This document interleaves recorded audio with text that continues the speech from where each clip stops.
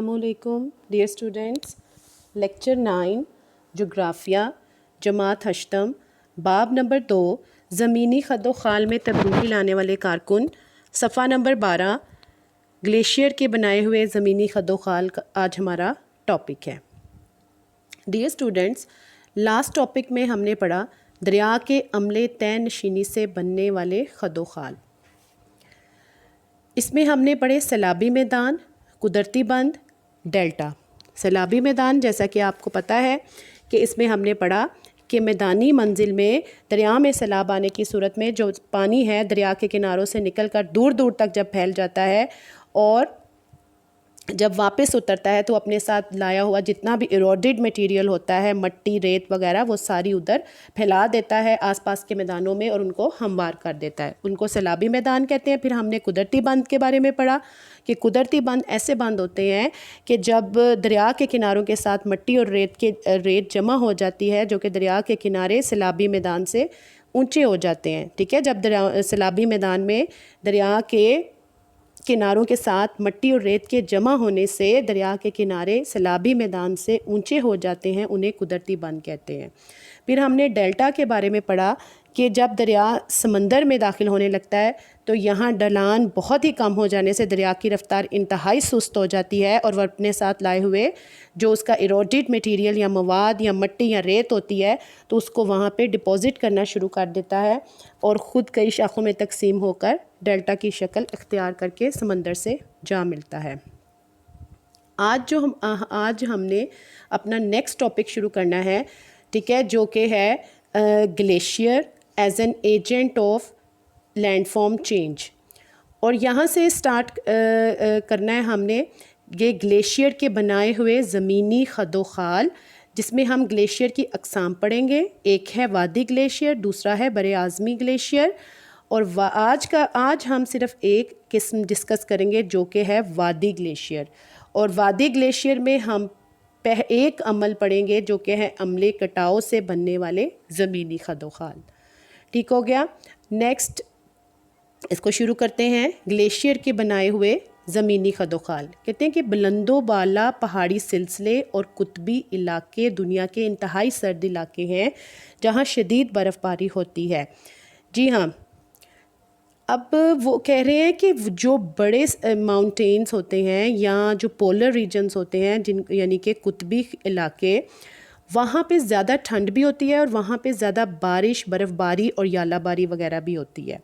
ठीक है, कुतबी जो इलाके हैं या जो पोलर रीजन्स हैं इसके बारे में आपको पता ही होगा, पहले भी आपने छोटी क्लासेस में पढ़ा है कि नॉर्थ पोल और साउथ पोल यानी कुतबे शुमाली और कुतबे जनूबी। ठीक है, इसकी एक डायग्राम मैं आपको यहाँ पे दिखाती हूँ। ये देखिए, ये नॉर्थ पोल और साउथ पोल है और बिल्कुल सेंटर में इक्वेटर की लाइन है। और the North Pole is the north most point on the earth and the south pole is the southmost point on the earth and they both are opposite to each other। ठीक है, तो ये आपको देखा North Pole South Pole is located on a continental land mass. अब South Pole जो है वो एक बरआज़मी हिस्से पर मुश्तमिल है और जो नॉर्थ पोल जो है is located in the middle of the Arctic Ocean that are permanently covered with ice shifting sea. यानी जो नॉर्थ पोल है वो एक आर्कटिक ओशन जो है उसके बिल्कुल सेंटर में है जहाँ पे सारा साल जो है वो बर्फ़ से ढका रहता है और बर्फ़ की तहें जो हैं वो वहाँ पे फ्लोट करती रहती हैं। उसके बाद है इसमें बर्फ़ की तहें जमा होने की वजह से बर्फ़ की निचली तह शीशे की तरह ठोस हो जाती है जिसके ऊपर की बर्फ़ ढलान की तरफ सिरकना शुरू कर देती है। अब क्या होता है कि जब स्नो की अपर लेयर ऊपर वाली तह है वो नीचे वाली जो तह है उस लोअर लेयर उस पर प्रेशर एक्सर्ट करती है, प्रेशर डालती है, तो उससे क्या होता है कि जो लोअर लेयर होती है वो हार्ड ग्लास यानी ठोस शीशे की शक्ल में कन्वर्ट हो जाती है। तो फिर क्या होता है कि जिसके ऊपर की बर्फ़ ढलान की तरह सिरकना शुरू कर देती है और वो इतनी स्लिपरी जगह हो जाती है, नीचे जो ठोस बर्फ़ की लोअर लेयर बन जाती है उसके ऊपर से वो उसकी सरफेस इतनी स्लिपरी हो जाती है कि उसके ऊपर दूसरी स्नो या बर्फ़ जो है, जो अपर लेयर है, वो फ़्लो करना शुरू कर देती है, सिरकना शुरू कर देती है, स्लिप होना शुरू हो जाती है। अब सिरकती बर्फ़ के बड़े हुजम को ग्लेशियर कहते हैं कि यही जो बड़ा हुजम मैस जो होता है, जो ब्लॉक की फॉर्म में होता है आइस का, वो ग्लास वाली या दूसरी ग्लास की शक्ल की, उसको हम ग्लेशियर कहते हैं। ग्लेशियर भी दरिया की मानंद ज़मीनी खदोखाल में तब्दीली लाने वाला एक अहम कारकुन है, लेकिन इसका अमल पहाड़ी और कुतबी इलाकों तक महदूद है। तो हमने आज रिवर की जगह, रिवर की तरह ही ग्लेशियर को डिस्कस करना है, लेकिन जो ग्लेशियर का लैंडफॉर्म चेंज इन लैंडफॉर्म्स है, वो सिर्फ हाई माउंटेन्स या पोलर रीजन्स यानी कुतबी इलाकों में है। जहाँ जहाँ ज़्यादा बर्फ़बारी होती है या बहुत ज़्यादा जो ठंड वाले इलाके होते हैं, सिर्फ उन्हीं जगहों पर ये जो है वो ग्लेशियर जो है वो अपने चेंज करता है, उसमें ज़मीनी खदोखाल में तब्दीली लाता है जी। उसके बाद है ग्लेशियर की टाइप्स आ जाती हैं। ग्लेशियर, अब हम आगे हैं सफ़ा नंबर 13 पे। और डियर स्टूडेंट्स, आप अपनी किताब साथ ओपन रखिए ताकि आपको अगर यहाँ से कुछ चीज़ क्लियर नज़र ना आए तो आप अपनी किताब के ऊपर से देखते जाएं और साथ साथ उसको गौर से सुनते जाएं। अब नेक्स्ट वो कहता है कि ग्लेशियर की अक़साम, ठीक है। कहते हैं कि मखसूस इलाकों में तख्लीक पाने की बुनियाद पर ग्लेशियर की दरअसल दो बड़ी अक़साम है। मखसूस इलाकों में यानी वो अपोजिट साइड पे हैं, वो साउथ पोल की साइड पे, एक नॉर्थ पोल की साइड पे है। तो उसने कहा मखसूस इलाकों की वजह से इसमें जो है वो दो किस्में हैं, वादी ग्लेशियर यानी वैली ग्लेशियर, बरआज़मी ग्लेशियर यानी कॉन्टीनेंटल ग्लेशियर। अब सबसे पहले किस्म है वादी ग्लेशियर। कहते हैं कि पहाड़ों पर पाए जाने वाले ग्लेशियर वादी ग्लेशियर या पहाड़ी ग्लेशियर कहलाते हैं। कहते हैं कि जो ऊंचे होते हैं और वो मतलब जो ऊंचे होते हैं और वो ग्लेशियर्स जो बहुत ही ऊंचाई या हाईएस्ट पॉइंट एल्टीट्यूड पे पाए जाने वाले माउंटेन्स के, उनको हम वादी या पहाड़ी ग्लेशियर्स कहते हैं। यानी एल्टीट्यूड मींस के पहाड़ों के बिल्कुल हाइट पे, चोटी पे, बुलंदी पे जो पाए जाते हैं बर्फ़ की शक्ल में, उनको हम वादी ग्लेशियर्स कहते हैं। ढलान ज़्यादा होने की वजह से ये बरआज़मी ग्लेशियर के मुकाबले में ज़्यादा तेज़ी से सिरकते हैं। अब चूँकि बिल्कुल पहाड़ों की बुलंदी पे होते हैं, आल्टीट्यूड पे होते हैं, हाइट पे होते हैं, तो पहाड़ों की हाइट नीचे ढलान ज़्यादा होती है, स्लोप ज़्यादा होती है, तो क्या होता है डेफिनेटली वो ऊपर से नीचे तेज़ी से मूव करते हैं क्योंकि स्लोप होती है पहाड़ के ऊपर, जबकि बरआज़मी ग्लेशियर में स्लोप नहीं होगी। ताहम ये हरकत योमिया चंद फुट से ज़्यादा नहीं होती। इब्तदाई मरहले में वादी ग्लेशियर भी चट्टानों को घिसाते और तोड़ते रहते हैं, लेकिन जैसे ये पस्त इलाकों की तरफ आते हैं तो पिघलना शुरू हो जाते हैं और अपने साथ लाया हुआ चट्टानी मवाद ढेरों की शक्ल में मुख्तलिफ इलाकों में तय नशीन कर देते हैं। इस तरह इनकी तोड़ फोड़ और तय नशीनी से नए ज़मीनी खदोखाल मार्ज़े वजूद में आते हैं जो दर्ज झैल हैं जी। अब वो कहते हैं कि डेफिनेटली जब ग्लेशियर्स मूव कर रहे होते हैं तो नीचे ये बहुत तेज़ी से नहीं आ रहे होते, जब भी आते हैं ये few feets per day move करते हैं, यानी एक दिन में कुछ फुट ये मूव करते हैं, कुछ फुट मूव करते हैं एक दिन में। क्योंकि देखिए अब पानी जो है वो तो लिक्विड फॉर्म में है, वो तो बड़ी तेज़ी से नदी नालों की शक्ल में पहाड़ों से नीचे गिरता है, लेकिन जो ग्लेशियर्स होते हैं वो कुछ सॉलिड फॉर्म में होते हैं, तो वो इसलिए उनकी स्पीड थोड़ी स्लो होती है, उनका एक मास होता है, एक हुजम होता है। अब फिर वो कहते हैं कि स्टार्टिंग में जब ऊपर से अगर आप यहाँ पे देखें, ठीक है, ये पहाड़ की जो चोटी है, स्टार्टिंग में कहते हैं ऊपर से देखें जो मूव करते हैं तो ग्लेशियर तो नीचे जो रॉक्स होते हैं उनको इरोड करते जाती है। ये देखिए ना, ये ऊपर से अगर मूव करना शुरू करेगा तो उसके रास्ते में जो रॉक्स आएंगी, जो उसके रास्ते में चट्टानें आएंगी, वो उनको क्या करेगा, इरोड करेगा, उनकी तोड़ फोड़ करता जाएगा। और जब साथ साथ ग्लेशियर्स मेल्ट होते जाते हैं, क्योंकि ग्लेशियर्स एक आइस की फॉर्म होती है, तो वो नीचे आते आते पिघलते जाते हैं, तो वो जो चट्टानी मवाद या इरोडेड मटेरियल जो इन ग्लेशियर्स के साथ होता है, जैसे जैसे आइस पिघलती है तो वो साथ साथ इरोडेड मटेरियल भी डिपॉजिट करते जाते हैं, यानी उसको तय नशीन करते जाते हैं। तो इसी तरह से जब वो मेल्ट हो जाते हैं तो फिर साथ में डिफरेंट लैंड फॉर्म्स भी बनते हैं।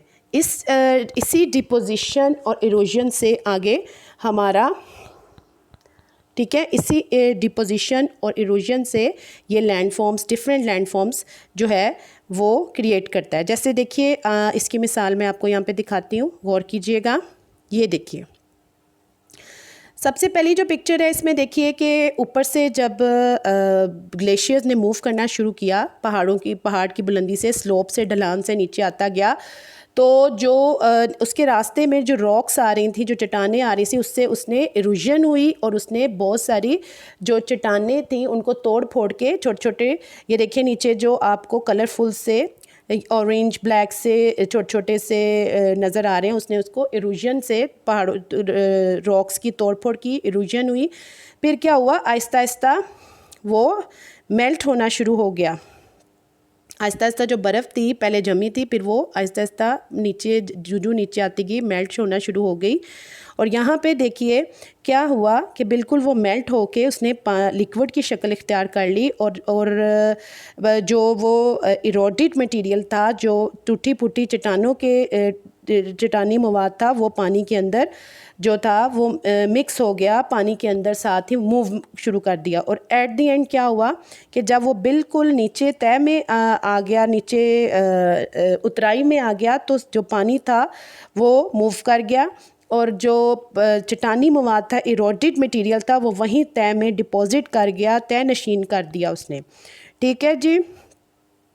नेक्स्ट है हमारा जी, तो ये हमने देखा अभी कि किस तरह से जो था वो जब ग्लेशियर ऊपर से पहाड़ की बुलंदी से नीचे ढलान की तरफ आया तो उसने अपने रास्ते में जो इरोजन का अमल किया, और उसके बाद जब वो पिघल गया, पानी की शक्ल इख्तियार कर ली उसने, ग्लेशियर ने मेल्ट हो गया, तो फिर उसने डिपोजिशन का अमल किया, यानी जो साथ अपने चट्टानी मवाद लाया था तोड़ फोड़ के, उसको वहाँ पे डिपॉजिट करके खुद मूव कर दिया।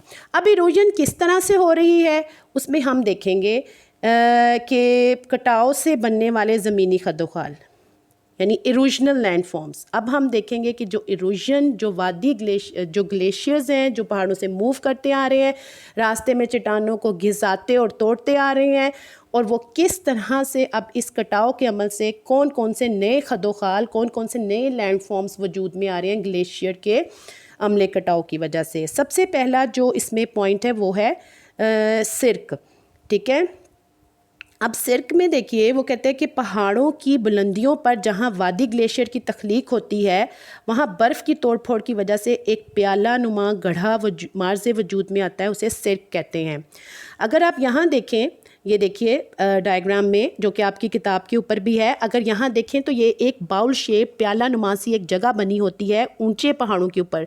जब बहुत ज़्यादा बर्फ़ या आइस एक जगह पे जमा हो जाती है काफ़ी अर्सा के लिए, फिर एक टाइम आता है कि वो मेल्ट कर जाती है तो नीचे चली जाती है, तो उसमें क्या होता है, फिर उसमें एक प्याला नुमा, ये देखिए प्याला नुमा या घड़ा सा रह जाता है, इसको हम सिर्क कहते हैं। इस तरह से बाउल सा बना होता है, जिस तरह आप डायग्राम में देखिए, बिल्कुल इस तरह से एक बाउल सा बन जाता है, एक घड़ा सा बन जाता है, और बिल्कुल कॉनकेव सी शक्ल का। ठीक है, अब वो नेक्स्ट, तो इसको हम सिर्क कहते हैं इस घड़े को। नेक्स्ट अब वो कह रहा है कि जो पहली जो कटाव के अमल से बनने वाला ज़मीनी खदोखाल है वो है सिर्क, जैसा कि आपने डायग्राम में भी देखा। उसके बाद वो नेक्स्ट कहता है, अगला जो है वो है सिर्क झील या टॉन। ग्लेशियर जब सिर्क से निकलकर ढलान की तरफ सिरकना शुरू करता है तो इस घड़े में पानी जमा हो जाने से अक्सर कुदरती झीलें बन जाती हैं, उन्हें सिर्क झील या टॉन कहते हैं। पाकिस्तान में सैफुल मुलूक और सतपारा ऐसी ही झीलें हैं जी।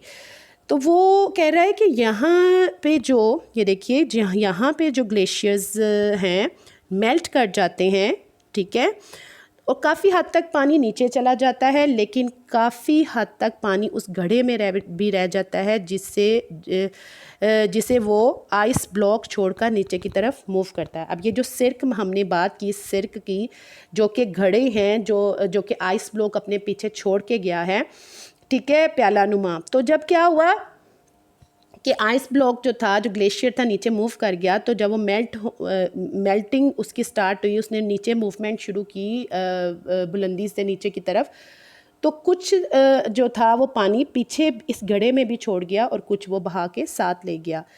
तो उसने कहा कि इन्हीं को फिर सिरक लेक या सिरक टॉन कहते हैं। तो जब वो इस तरह के घड़ों में पानी छोड़ जाता है जो ग्लेशियर, तो वो वहाँ जमा हो जाता है। इस तरह के घड़ों में कॉनकेव शक्ल के घड़े होते हैं, तो वो क्या होता है, उसको ये देखिए यहाँ पे लिखा हुआ है टॉन।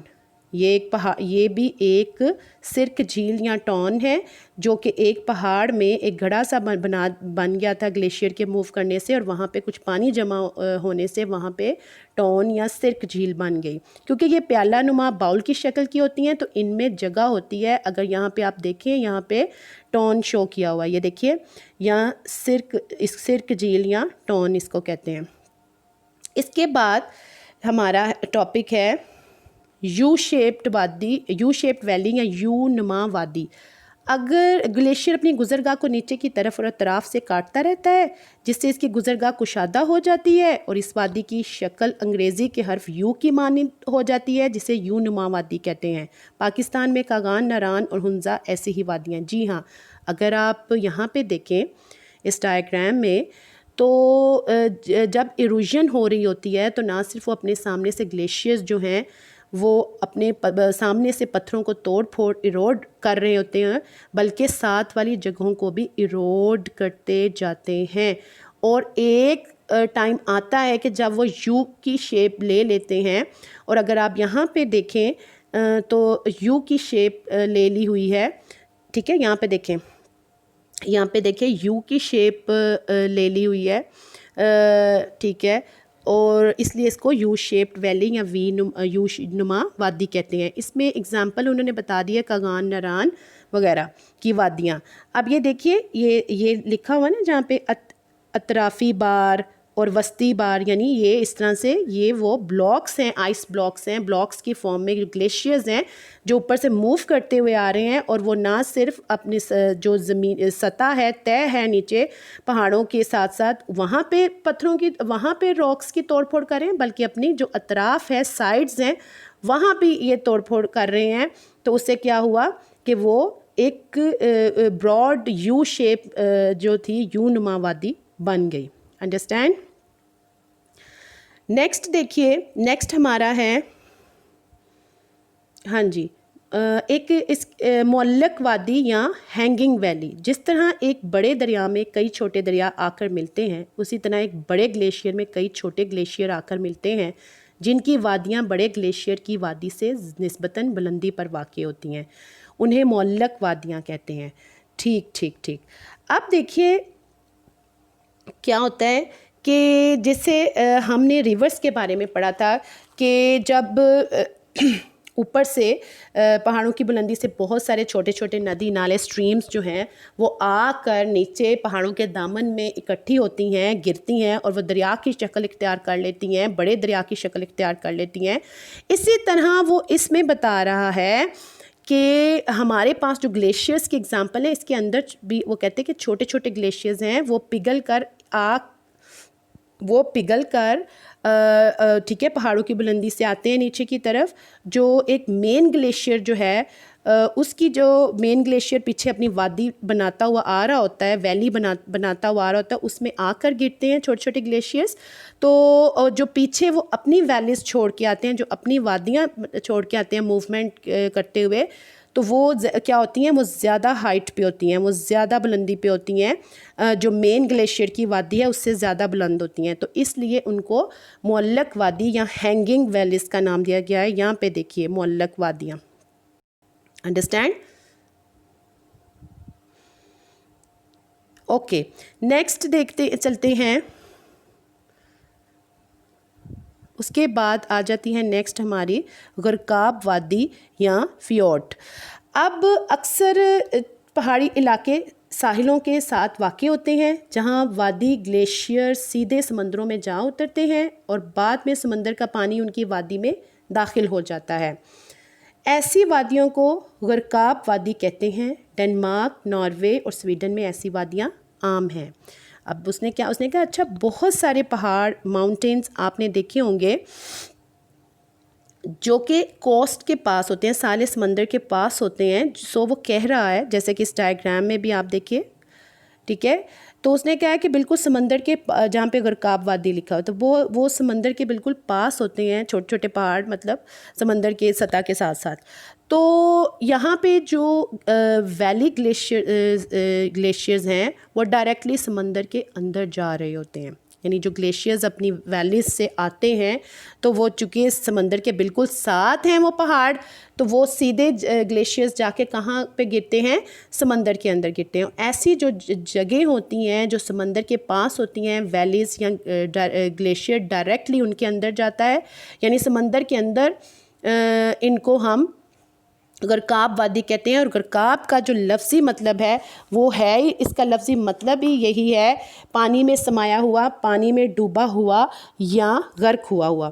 तो क्योंकि वो बिल्कुल समंदर के पास होते हैं और डायरेक्टली उनका कनेक्शन होता है कि वहाँ से ग्लेशियर्स नीचे आकर समंदर में गिर जाता है। इस तरह की वादियाँ उन्होंने कहा कि डेनमार्क, नॉर्वे और स्वीडन में ऐसी वादियाँ होती हैं।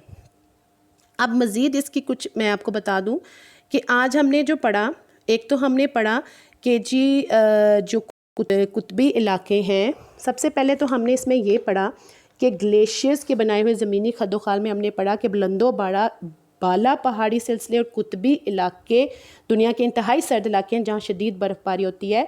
और वहाँ पे जो शदीद बर्फ़बारी के नतीजे में क्या होता है कि जो बर्फ़ की तहें जमा होने की वजह से क्या होता है कि बर्फ़ की निचली तय शीशे की तरह ठोस हो जाती है और जिसके ऊपर की बर्फ़ ढलान की तरह सिरकना शुरू कर देती है। वो जो ढलान की से सिरकती है, जो बर्फ़ का हुजम मास ब्लॉक की फॉर्म में, वो ग्लेशियर होता है। तो ये हमने इसमें पढ़ा कि नॉर्थ पोल, साउथ पोल्स जो कि हमारे कुतबी इलाके हैं, वहाँ पे वहाँ पे और बुलंदो बाड़ा पहाड़ी सिलसिलों में ग्लेशियर्स पाए जाते हैं। उसके बाद ये देखिए, ये ग्लेशियर्स की एक एग्ज़ाम्पल है। ये देखिए, ये जो नॉर्थ पोल और साउथ पोल पे जो पूरा साल बर्फ़ जमी रहती है, ये बिल्कुल इसी फॉर्म में ये ग्लेशियर्स होते हैं, बिल्कुल ठोस और सॉलिड फॉर्म में। उसके बाद ये देखिए, ये हमने पढ़ा था कि जब पहाड़ों से बर्फ़ पिघलना शुरू होती है, ग्लेशियर नीचे की तरफ ढलान से मूव करना शुरू होता है, तो वो अपने साथ क्या करता है कि वो अपने साथ चट्टानों को घिसाते और तोड़ते हुए लेके जा रहा होता है। तो साथ साथ वो नीचे देखिए, और फिर क्या होता है कि वो एक टाइम आता है जब बिल्कुल नीचे चला जाता है तो वो पिघलना शुरू हो जाता है ग्लेशियर। और फिर क्या होता है कि वो जब लिक्विड की फॉर्म, पानी की शक्ल इख्तियार कर लेता है, तो वो जो चट्टानी मवाद होता है पानी के अंदर शामिल हो जाता है और एट द एंड पानी बह जाता है और जो चट्टानी मवाद है वो वहाँ पे डिपॉजिट हो जाता है, तय में तय नशीन हो जाता है। उसके बाद हमने ये देखिए, ये एग्ज़ाम्पल है,